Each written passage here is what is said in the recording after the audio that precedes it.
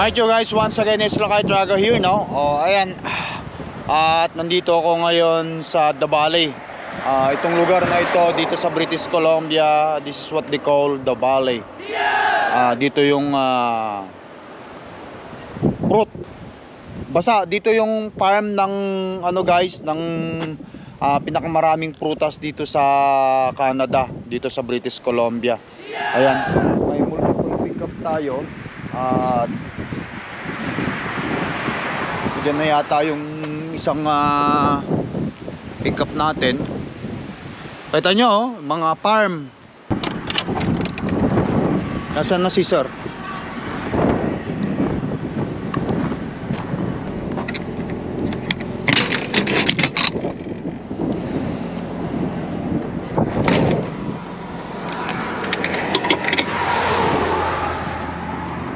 Natin yung sit point ng ating Hello sir. Oh, you going in there? You want me to move a little? Okay, sure. Ganoon pala sistema rito guys. Gilid ng karsada lang, okay na yan. Importante ma-pick up natin ang load.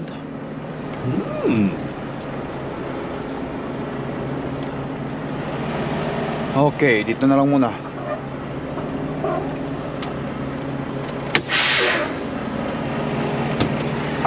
Tara, pabayin natin. Dalawang paleta lang yan eh.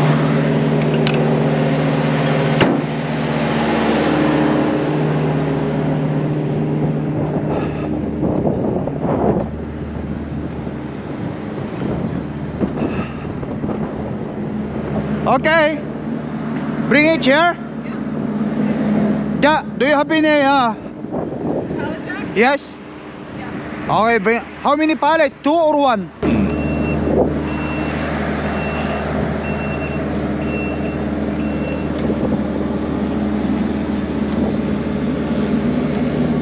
Thank you. I'll get you in shortly.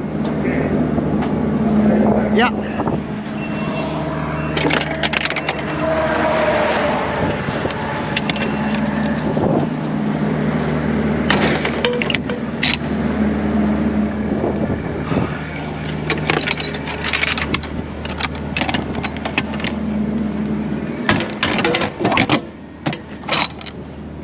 Hi guys, tapos susulat ako ng bill of lading. Kailangan ng bill of lading, sabi. Wala silang bill of lading eh. Lalatan ko sila ng bill of lading.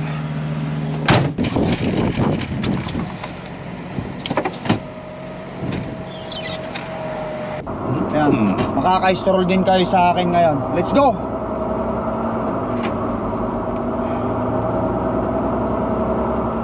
Mga ano rito nakikita natin guys ha. Ito yung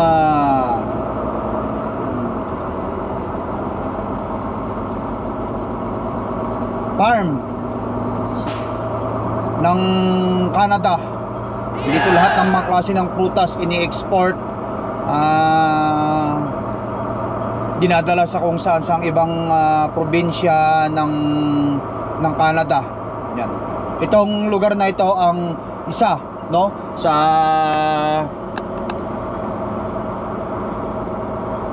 pinakamalaking farm dito. Ito mga organic yung mga yan guys, organic na prutas.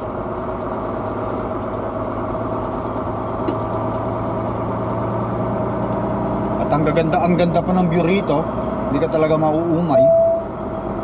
Ngayon meron tayong 40 miles o kulang-kulang 1 oras na driving para sa second na second pickup natin. 4 na pickup to eh. 4 na pickup. At ang kagandahan nito guys, multiple pickup, multiple drop, malaki ang bayad. Ang ganda ng bayad. Nasa 7,000 Canadian dollar yung bayad sa akin dito. Kaya pagbubutihin ko at dahan-dahan lang kasi itong mga ito, mga load na ito, no, kapag ka matumba mo ito, nako, may ma-reject, magki-claim sila. Babayad ka o kaya babawasan yung income mo. Ganon yun. Kaya kailangan talaga natin na dahan-dahanin kasi natumbahan na ako ng anong ganito dati guys eh. Kaya based from my experience talaga kailangan kong dahan-dahanin kasi dito sa Bale, kurba-kurbada yan. Kurba-kurbada.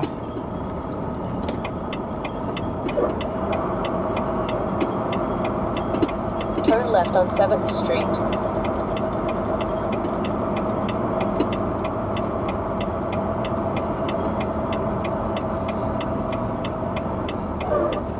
Kurba-kurbada.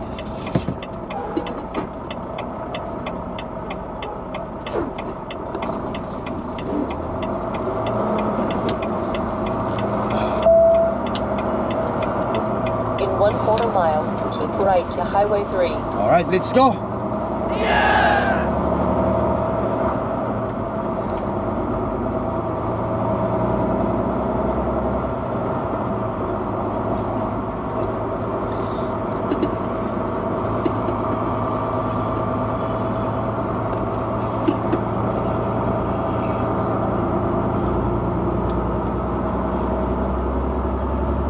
Keep right on Highway 3.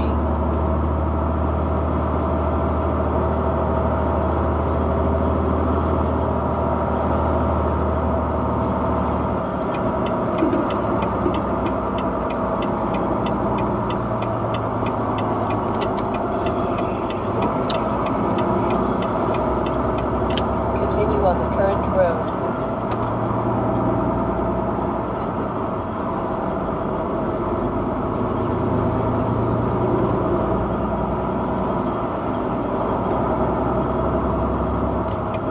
Daming mga prutas dyan.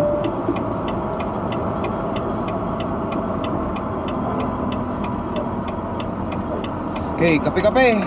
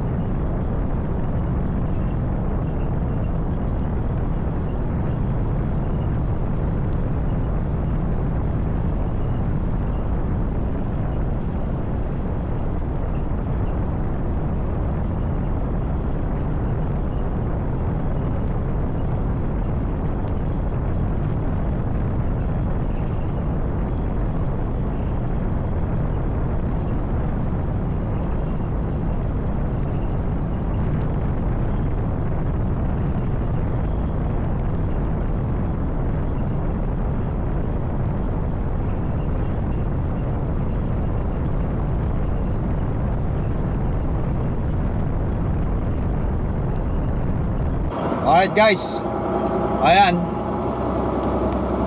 malapit na tayo. 1.3 miles na lang ito. Andun na tayo sa second pickup natin. In 1 mile, turn right on 14th Road. Yes. Sana hindi yung paangat pa ganito. Naku po, delikado tayo yan pagka ganun. Kasi minsan matutumba yung mga load na yan eh. Hopefully. Meron tayong 3 paleta rito. Oh, ayan guys, may ayun palang duck. Yun. Morning, sir. Morning. Hold on. Okay, so that's the dock. Yeah, right in that loading dock there. So what I have to do is just pull out over there. Yeah, just pull up over to the left here. Yeah, and then back in there. Kind of inch your way back there.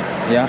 And then when you open your doors for the trailer, you let the air out of the back of your trailer so it drops down a little bit. Oh yeah, sure, for sure. Okay. Okay.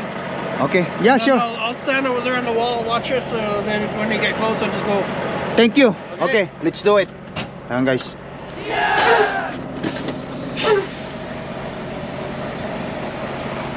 Talagang kaparman itong ano, pinikapan ko.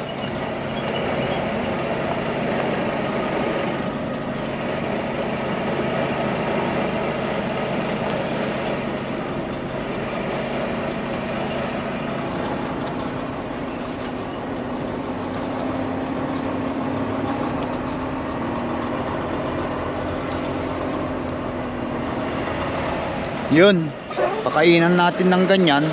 Dali natin batang bata.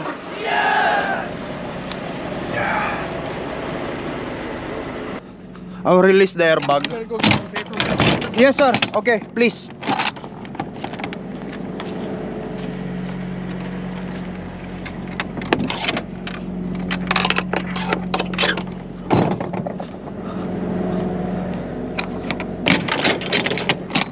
Alright. Saktong-sakto lang eh. Okay. Alright. Ibaba natin yung airbag. Sikip. Tap muna natin para bumaba yung ano.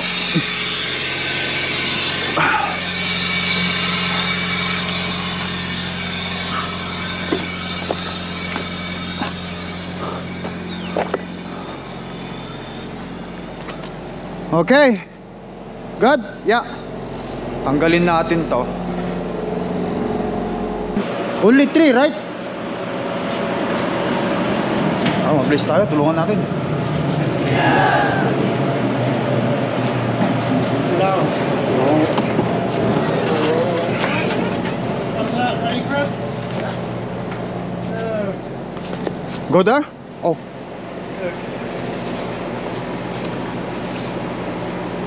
See if that's work. Wait. No, bueno. Bueno. Yeah, Bueno.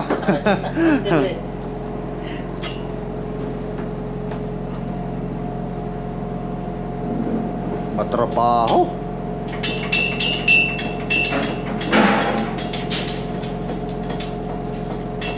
okay.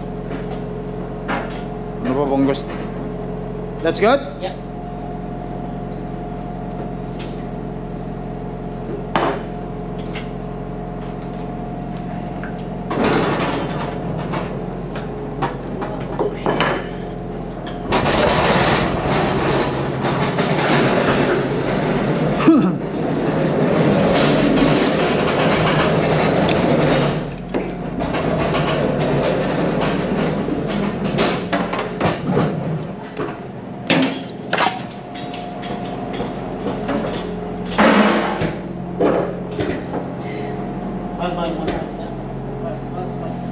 Mas.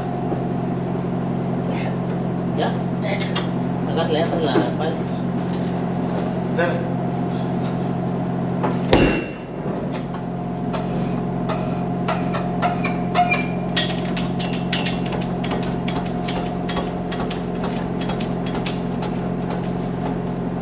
Kuat sila. Ahí va. Okay, move. Okay. I was. Okay, Hey, bakit take it. I was. Yeah. Oh,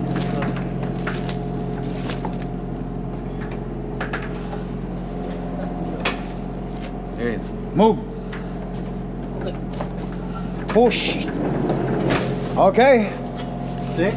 Yeah, that's good. Now, securing. Layasa, basa na lang.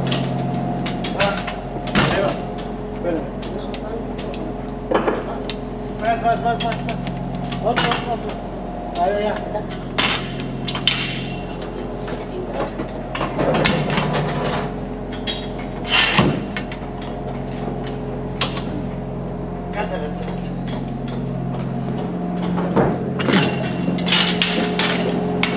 Okay. That.